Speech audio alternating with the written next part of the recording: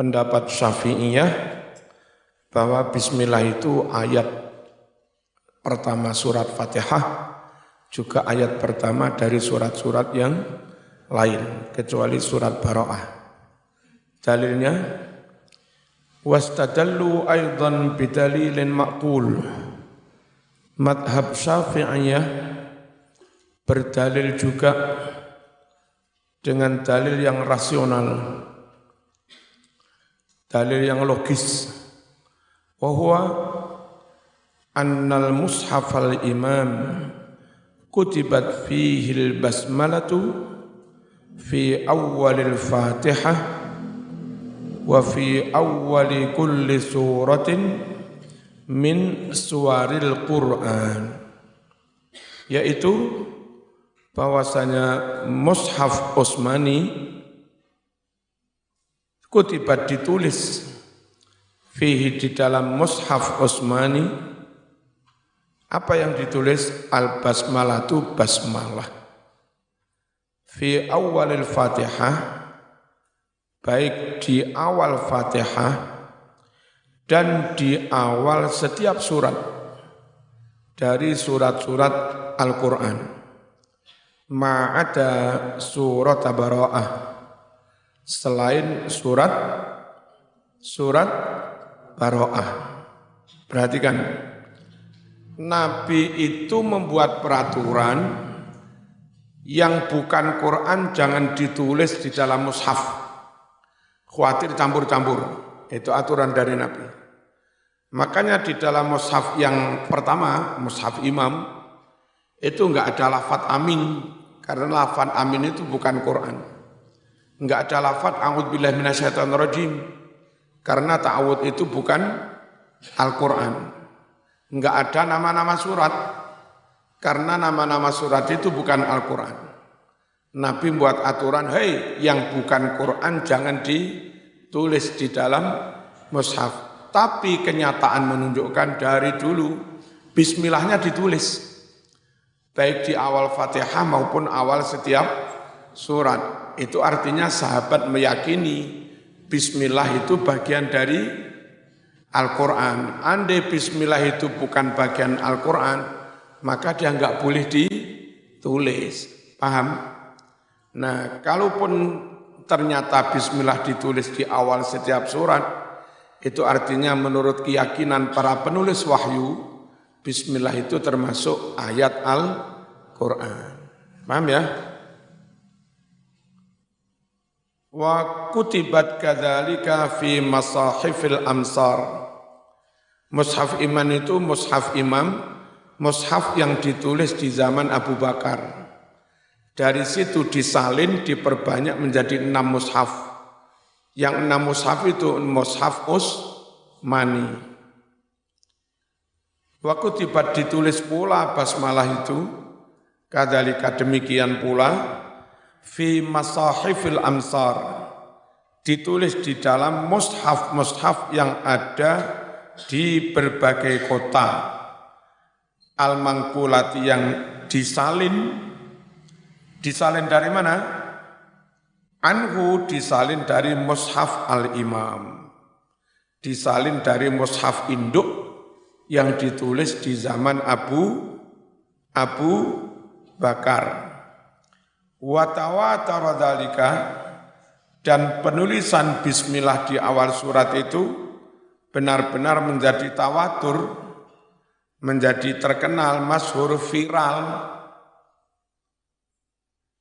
Penulisan basmalah di awal setiap surat itu benar-benar viral, semua orang tahu. Toh enggak ada satupun ulama yang menentangnya. Berarti mereka setuju penulisan basmalah di awal setiap surat.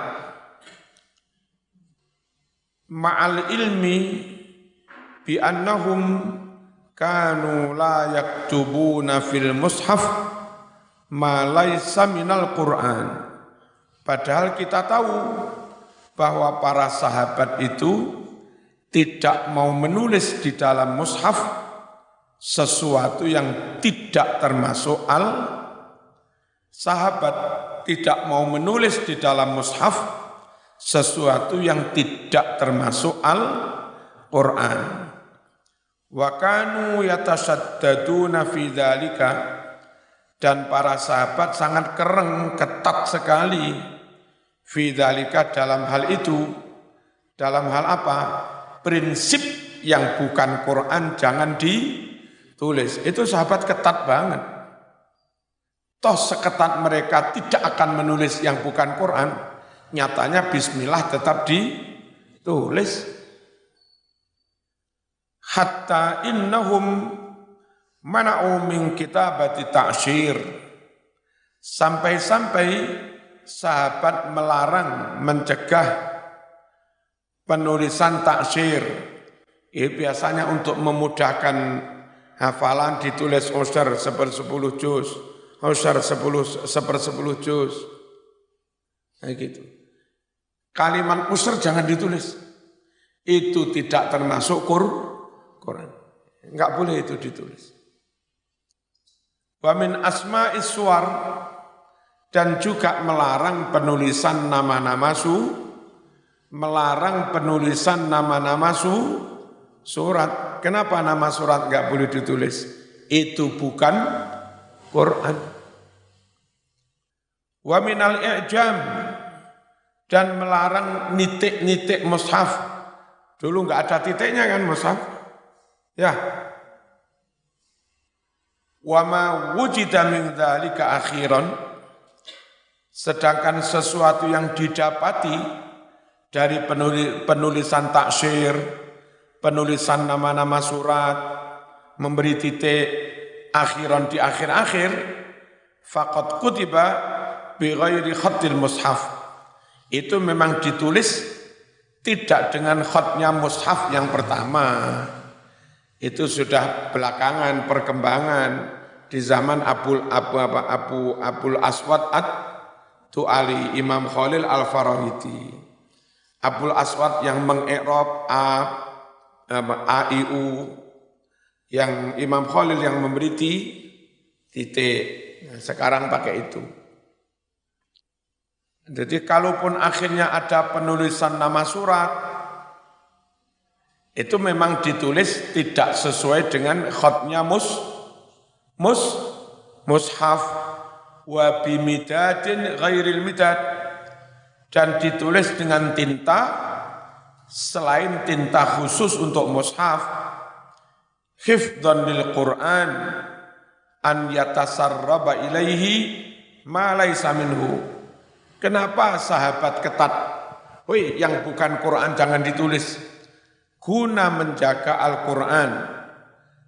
An yatasarraba, jangan sampai masuk ilaihi kepada Quran, nyusup ma laysa minhu, lafat-lafat yang bukan termasuk Al-Quran. Nah, tapi nyatanya bismillah ada tak? Falamma wujidatil basmalatu fi suratil Fatihah. Nah, ketika didapati basmalah di surat Fatihah, wa fi awailis suwar, dan juga di awal surat-surat yang lain, dalla ala annaha ayatun min kulli suratin. Hal itu menunjukkan bahwa bismillah merupakan satu ayat dari setiap surat dari surat-suratnya Al-Quran. Ini dalilnya Imam Syafi'i. Apa fatwanya? Bismillah itu bagian dari Fatihah, juga bagian dari surat-surat yang lain. Maliki mengatakan tidak termasuk Fatihah, juga tidak termasuk surat-surat yang lain, kebalikannya. Padahal murid sama guru ini.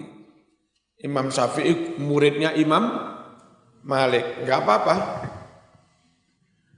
Wastadallal malikiyatu ala annal basmalata laisat ayatan minal Fatihah wala minal Qur'an. Malikiyah berdalil bahwa basmalah bukan ayatnya Fatihah dan bukan pula ayatnya surat-surat Quran. Wa innama hiya littabarruk, akan tetapi penulisan bismillah sekedar untuk tabarruk, ngalap barokahnya. Mana dalilnya? Bi adillatin, dengan dalil-dalil. Nujizu, kami rangkum, kami ringkas dalil-dalil itu fima yali, dalam keterangan berikut ini. Awalan, yang pertama, hadisu Aisyah radhiyallahu anha qalat kana Rasulullah sallallahu alaihi wasallam yaftatihus salata bitakbir wal qira'ata bilhamdulillahi rabbil alamin. Adalah Rasulullah sallallahu alaihi wasallam mengawali salat dengan takbir dan mengawali bacaan dengan alhamdulillah. Letter luck-nya tanpa bismillah. Tapi madhab Syafi'i memahaminya begini. Yang dimaksud mengawali bacaan dengan alhamdulillah, Nabi mengawali bacaan dengan surat Fatihah. Karena memang Fatihah itu punya nama lain, yakni surat alhamdulillah. Jadi kalau ada hadis Nabi mengawali bacaan dengan alhamdulillah, itu maksudnya mengawali bacaan dengan surat alhamdulillah, nama lain dari surat Fatihah. Tentang cara membacanya, ya tetap pakai bismillah. Hadisnya kemarin, hadis Bukhari kan, paham ya? Ya, sekali lagi kalau ada kelompok lain berdalil Nabi lu ngawali bacaan pakai alhamdulillah, itu tidak serta-merta menjadi dalil tanpa bismillah. Karena bisa-bisa yang dimaksud mengawali bacaan dengan alhamdulillah itu mengawali bacaan dengan surat Fatihah yang punya nama lain, yaitu surat alhamdulillah. Cara membacanya berdasar hadis Bukhari kemarin, Nabi baca Fatihah panjang-panjang. Ternyata diawali dari bismillah. Paham? Clear apa enggak ini? Clear ya? Sanian, yang kedua, hadisu Anasin kama fis sahihain. Hadis Anas seperti yang ada dalam Sahih Bukhari Muslim. Kana Rasulullah sallallahu alaihi wasallam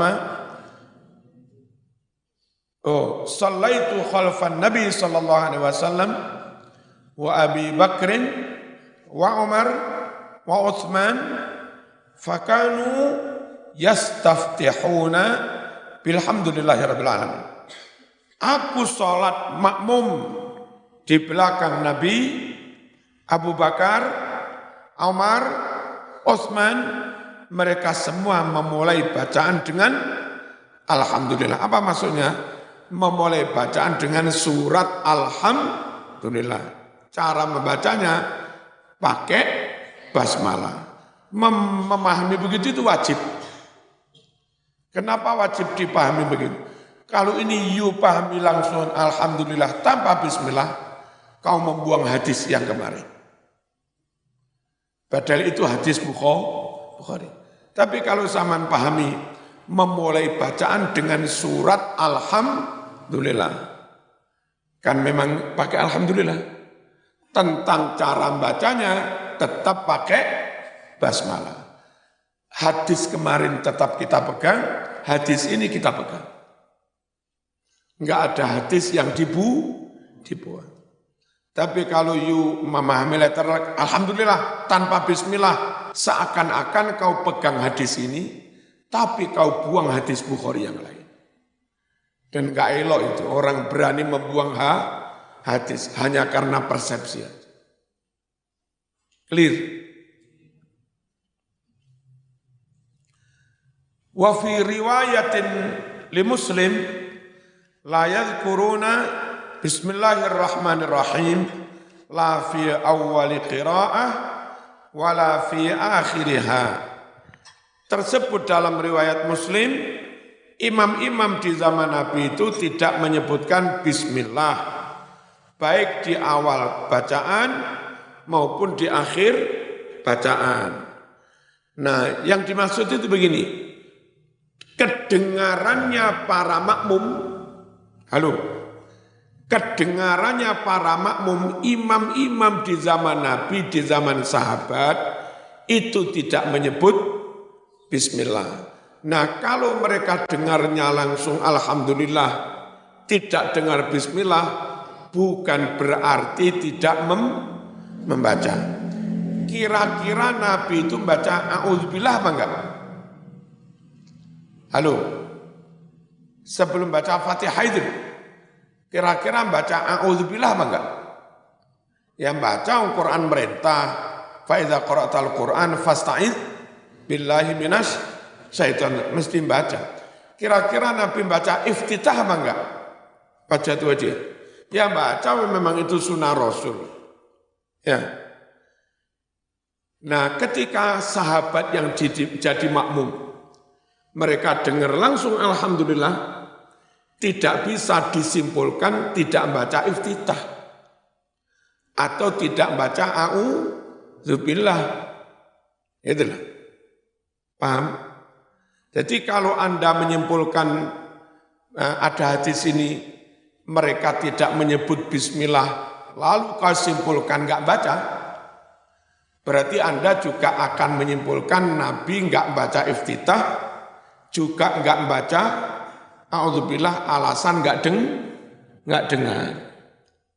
Nah, kalau menurut kamu enggak baca iftitah, ya enggak baca a'udzubillah, ya enggak baca bismillah, langsung alhamdulillah, terus Nabi meneng lama itu lapo. Sebelum alhamdulillah terus Allahu Akbar, kan enggak dengar suara apa-apa tuh. Meneng. Lah masuk Nabi itu meneng ini dok. Dan perkara kamu yakin bismillah dibaca, perkara bacanya bisa keras bisa lirih itu urusan lain, tapi tetap dibaca. Salisan wa minat dalil annaha laysat ayatan minal Fatihah haditsu Abi Hurairah. Di antara dalil bahwa bismillah tidak termasuk ayat Fatihah adalah hadis riwayat Abi Hurairah. Sami'tu Rasulullah sallallahu alaihi wasallam yaqul, qala Allahu, aku mendengar Rasul bersabda bahwa Allah berfirman. Berarti hadis apa? Hadis qudsi. Apa hadisnya? Qasamtus salata baini wa baina abdi nisfain. Aku bagi salat, bacaan salat, aku bagi antara aku dengan hambaku menjadi dua bagian pas. Wali abdi ma sa'ala, dan adalah untuk hambaku apapun yang dia minta. Fa idza qala al-'abdu alhamdulillahi rabbil alamin, jika seorang hamba mengucap alhamdulillahi rabbil alamin, qala Allah taala, maka Allah berfirman, hamidani 'abdi, hambaku telah memuji-muji aku. Wa idza qala al-'abdu ar-rahmanir rahim, jika si hamba tadi mengucap ar-rahmanir rahim, qala Allah menjawab, asna alayya 'abdi, hambaku telah menyanjung-nyanjung atasku. Wa idza qala al-'abdu maliki yaumiddin, qala Allah menjawab, majjadani 'abdi, telah mengagung-agungkan aku, abdi hambaku. Wa qala marratan, di Hadis yang lain Allah berfirman bukan majjadani abdi tapi fawwada ilayya abdi. Fawwada telah menyerahkan urusan ilayya kepadaku abdi hambaku. Fa idza qala iyyaka na'budu wa iyyaka nasta'in qala Allah berfirman hadza baini wa baina abdi. Bacaan ini adalah dibagi antara aku dengan hambaku. Hambaku wajib menyembah, beribadah, dan aku berjanji akan memberi pertolongan. Wali abdi ma sa'al, dan adalah bagi hambaku apapun yang dia minta.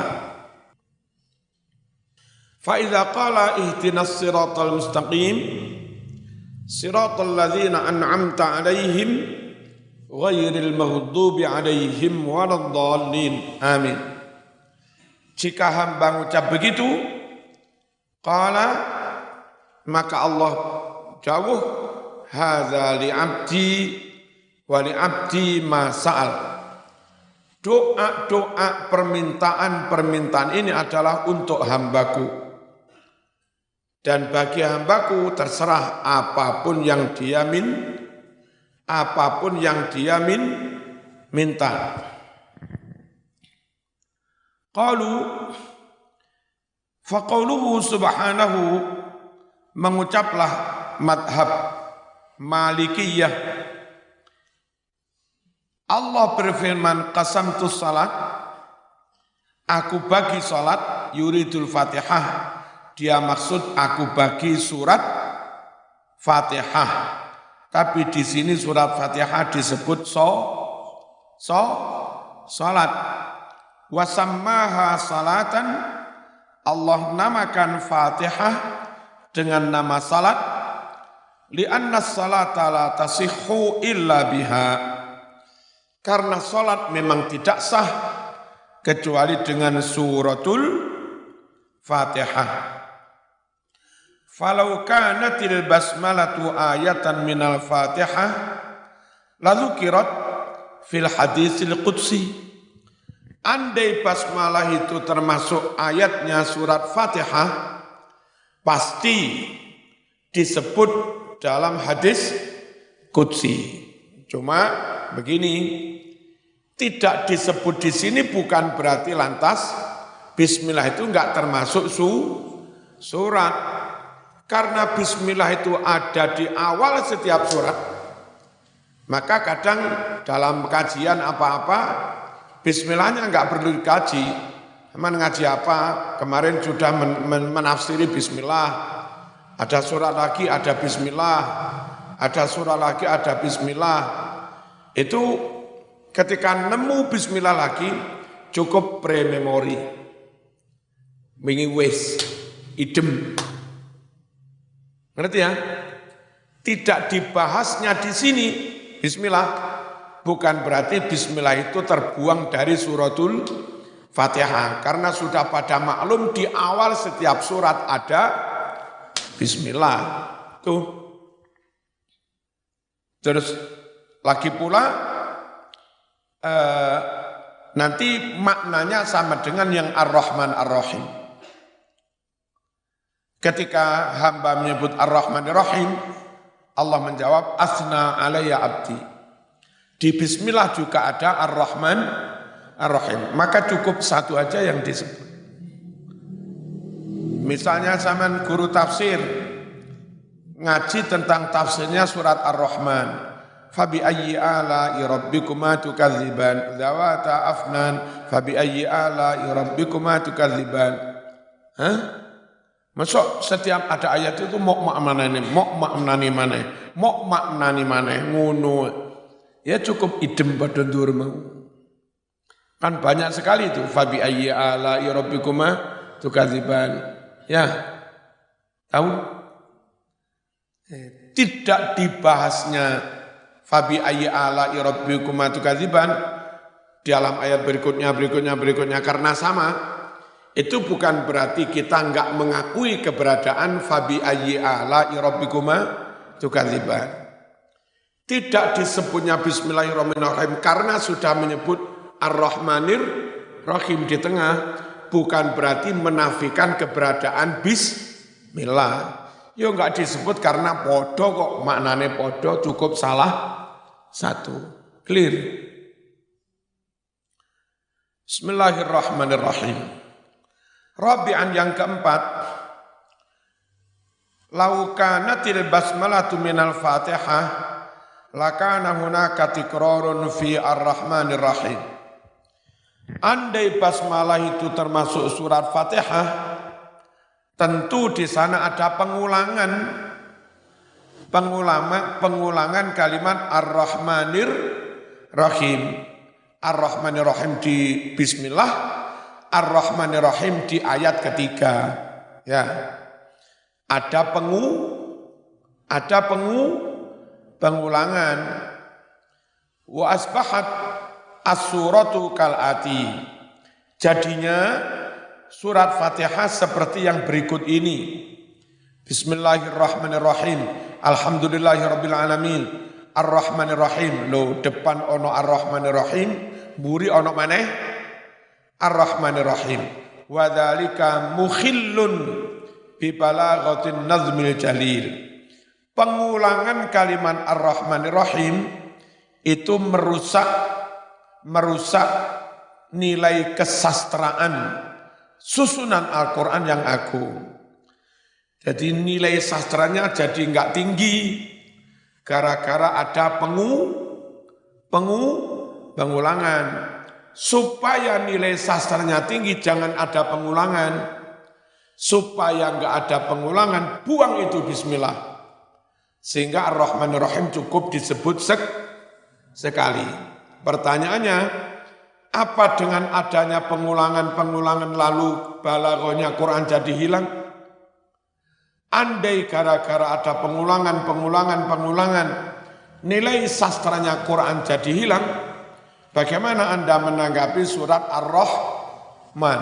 Berkali-kali mengulangi fabi ayyi ala'i rabbikuma tukadziban. Masuk kamu enggak mengakui? Halo? Paham? Jadi kalau sekedar diulangi saja terus dianggap yang satunya enggak termasuk Fatihah, itu ya enggak lah. Enggak begitu. Khamisan yang kelima, kitabatuha fi awailis suwari innama huwa littabarruk. Penulisan bismillah di awal setiap surat itu sekedar untuk ngalap barokah walimtisalil amri bitalabiha, dan karena mengikuti perintah supaya mencari keberkahan. Wal bad'i biha fi awailil umur, dan perintah mengawali dengan bismillah di awal setiap perkara. Kate ngaji bismillah, kate mangan bismillah, kate nginum bismillah. Nah ini kate maca surat yo bismillah, itu aja sebetulnya. Ngalap barokah kesunatan. Bukan lantas bismillah itu bagian dari surat. Tapi kalau mazhab Syafi'i tadi, kalau bukan bagian dari surat, kenapa kok ditulis? Sejak di mushaf yang pertama. Ya, kalau sekedar untuk ngalap barokah dan seterusnya, sebetulnya di awal surat Baro'ah ditulisi a'udzubillahi sami'il alim minasyaitonir rajim. Itu kan juga ya supaya dijauhkan dari setan. Kenapa enggak ditulis juga? Kalau niatnya sama-sama ini ngalap barokah, ini supaya dijauhkan dari setan. Terus amin setelah waladhdallin. Kenapa enggak ditulis? Apa enggak perlu? Mohon supaya doanya ijabahi. Ya, lafadz amin perlu, tapi nyatanya enggak ditulis. Lafadz a'udzubillahi samil alim minasyaitonirrajim perlu di surat Bara'ah, tapi nyatanya enggak ditulis. Ngalap barokah dengan bismillah perlu dan ditulis. Berarti status bismillah tetap beda dengan status amin maupun status ta'awud. Dong. Wahia wa in tawatara katbuha fi awailis suwar falam yatawatar kaunuha Qur'anan fiha. Basmalah itu meskipun terkenal banget, viral sekali penulisannya di awal-awal surat, namun tidak viral keberadaan status basmalah sebagai bagian dari Al-Quran. Itu fiha di dalam surat-surat itu. Maksudnya begini, bismillah memang dari dulu terkenal ditulis di awal setiap surat. Tapi bahwasanya bismillah itu bagian dari Quran, itu enggak terkenal, enggak populer. Zaman jawab, apa kebenaran harus populer? Ya, kan enggak harus populer. Qala al-Qurtubi, Qurtubi itu mazhabnya Maliki, makanya dia mengatakan dari pendapat-pendapat ini yang benar ya mazhab Maliki, memang dia mazhab Maliki. Ya. As-sahih min hadhil aqwal qaulu Malik. Yang benar dari sekian banyak pendapat tentang basmalah ini yaitu pendapatnya, fatwanya Imam Malik. Li'annal Qur'an la yusbatu bi akhbaril ahad. Karena Al-Quran itu tidak bisa ditetapkan, tidak bisa dicantumkan dalam mushaf, hanya berdasar hadis-hadis ahad. Wa innama tariquhu at-tawatur al-qat'i. Akan tetapi metodologi penetapan suatu ayat menjadi ayat Quran itu harus tawatur, harus mutawatir, ya, sangat terkenal luas, viral, al-qat'i secara pasti, alladzi la yukhtalafu fih, yang tidak diperselisihkan. Gini Mas, dengarkan saya. Ada, ini awal-awal penulisan mushaf. Lalu ada sahabat bilang kepada panitia penulisan mushaf, siapa? Zaid bin Sabit. Niki kula enggak ada 2 surat dulu saya dapat dari Nabi. Ini Al-Quran. Apa langsung ditulis oleh Zaid? Ya enggak. Tanyakan sahabat yang lain. Ketika semua sahabat bilang, ya itu Quran itu, baru ditulis. Tapi kalau ada sahabat bilang, ini tulisan ini termasuk Quran. Jadi sahabat lihat, kak ngawur ngarang nih. Ya enggak akan ditulis.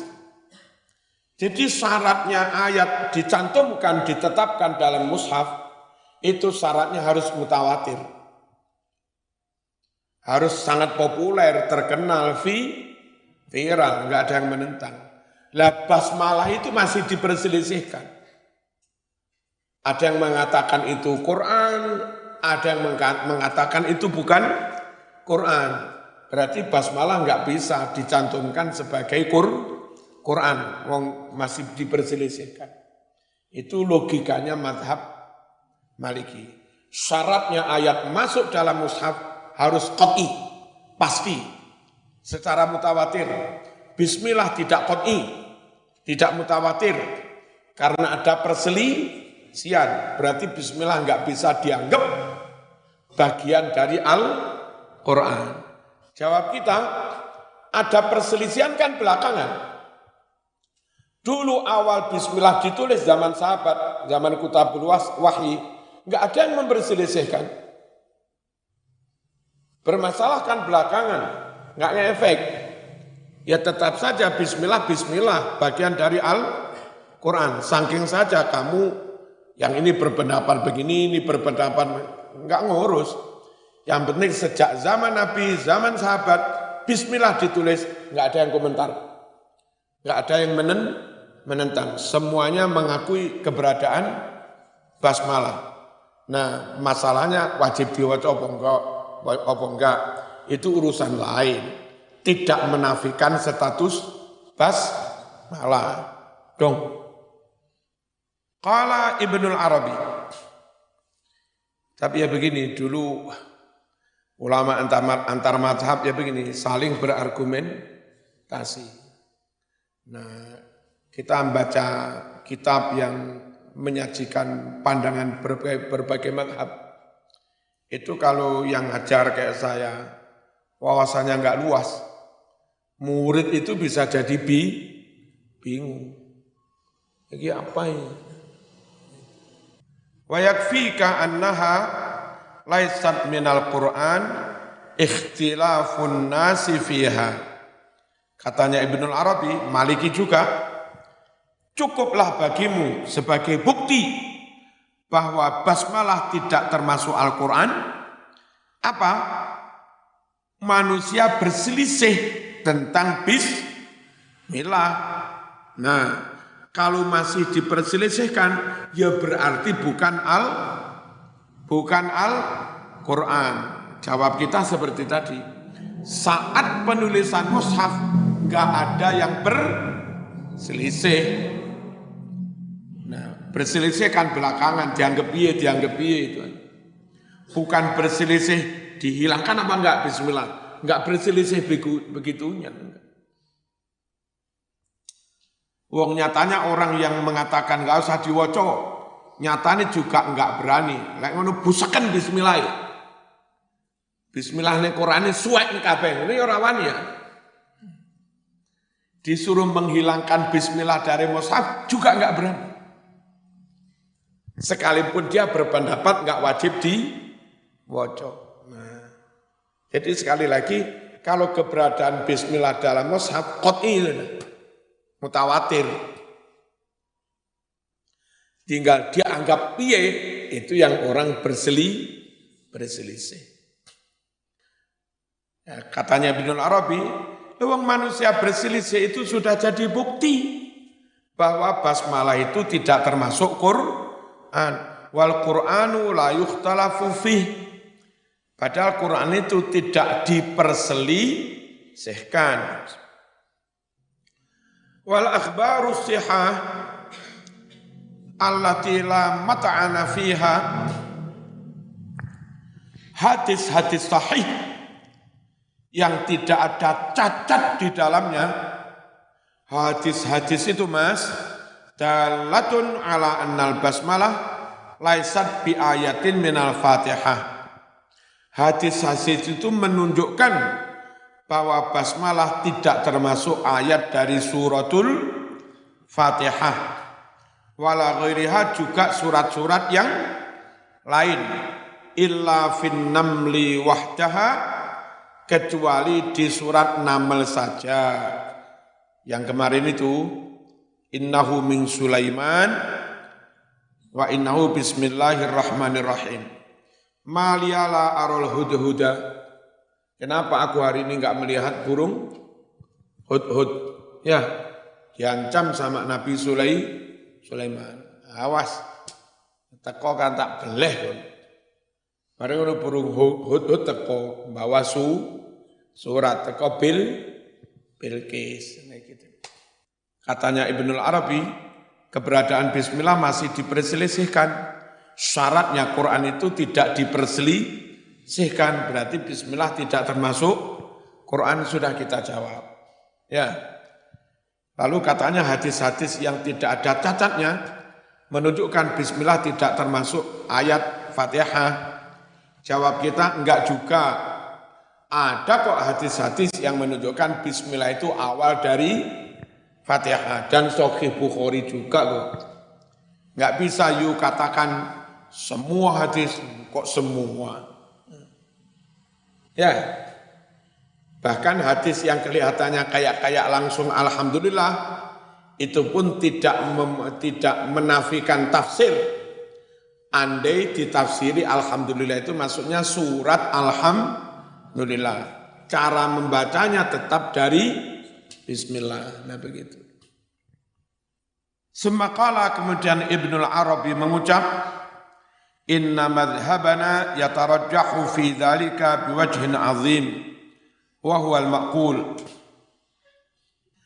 Bahwa madhab kita menjadi rajih, menjadi unggul, menjadi kuat dalam hal status malah biwajhin azim dengan alasan argumentasi yang sangat agung. Wa huwal maqul, dan itu sangat makul, logis. Apa argumentasinya? Wa dzalika anna masjidan Nabi sallallahu alaihi wasallam bil Madinah inqadat alaihi al-usur. Yaitu bahwa Masjid Nabawi di Madinah inqadat telah berlangsung ali atasnya al-usur bermasa-masa, berabad-abad. Wa marrat lewat ali atas Masjid Nabawi al-azminatu berzaman-zaman, wa duhur dan bermasa-masa, millatun Rasulillah sejak zaman Rasulullah sallallahu alaihi wasallam ila zamani Malik sampai zamannya Imam Malik. Walam yaqra ahadun fihi qattu bismillahirrahmanirrahim. Dan tidak ada seorang pun imam di dalam Masjid Nabawi qattu sama sekali yang membaca bismillahirrahmanirrahim ittiba'an lis sunnah. Alasannya karena mengikuti sunnah. Cuma kita juga nggak bisa percaya 100% terhadap klaim kayak begini. Bahwa di Masjid Nabawi ratusan tahun nggak pernah ada imam baca bismillah, masa iya? Masa iya? Dan nyuwun sewu, sistem negara Islam itu benar-benar an-nasu ala dini mulukihim, ala dini sultanihim. Rakyat itu agamanya, madhabnya kayak apa, ngikuti raja, sultan. Sultannya Maliki, sak negara ya pakai madhab Maliki. Nah, gitu lah. Sultannya madhab apa, sak negara ya pakai itu. Ya kayak negara kecil, negara dalam negara lah, mirip-mirip di Indonesia itu. Kemenak. Menterinya NU, poro-poro sampai KUA, NU semua, Jumatan di masjid-masjid depan, man-man, di UIN, pakai tongkat, pakai azan dua, pakai wiritan, pakai sayyidina, pakai tarawih 20, pakai ansitu. Apa menteri ini? NU. Dulu zaman Orde Baru, 30-an tahun, nggak ada begitu. Wong rata-rata dulu menteri ini non-NU. Andai di Madinah diklaim nggak pernah ada bismillah, bukan karena orang meyakini tanpa bismillah, bisa jadi karena pengaruh kekuasaan. Dan kekuasaan itu, pemerintah itu kalau pakai sistem agama, ya begitu rajanya begini, rakyat harus begini. Nanti raja itu mati, ganti raja kedua berubah, rakyat juga berubah. Paham? Enggak jaminan. Andai di Masjid Nabawi enggak bismillah, benarkah sampai 1400 tahun tanpa ada bismillah? Nah, ya. Yang kedua, benarkah enggak bismillah itu karena pahamnya? Atau karena gubernurnya yang melarang pakai bismillah, karena gubernurnya ikut mazhab tertentu. Wa hadza yaruddu ma dzakartumuh. Dan ini menyanggah apa-apa yang tadi kalian sebutkan. Baita anna ashabana, hanya saja pendukung-pendukung mazhab kami, mazhab Maliki, istahabbu qira'ataha fin nafli, mensunahkan baca basmalah di dalam sholat-sholat sunnah. Wa alaihi tuhmalul asarul waridatu, dan atas hal inilah apa? Bismillah dibaca tapi hanya di dalam sholat, hanya di dalam sholat sunnah.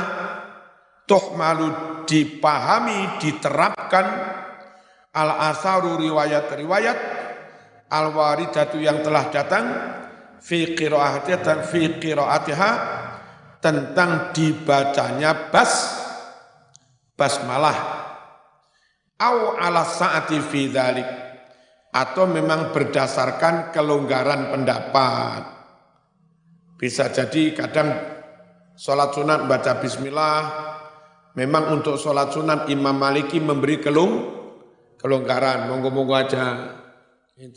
Kalau sholat wajib jangan pakai basmalah, kalaupun pakai lirih, supaya Masjid Nabawi dari dulu sampai kapanpun tetap begitu, enggak berubah.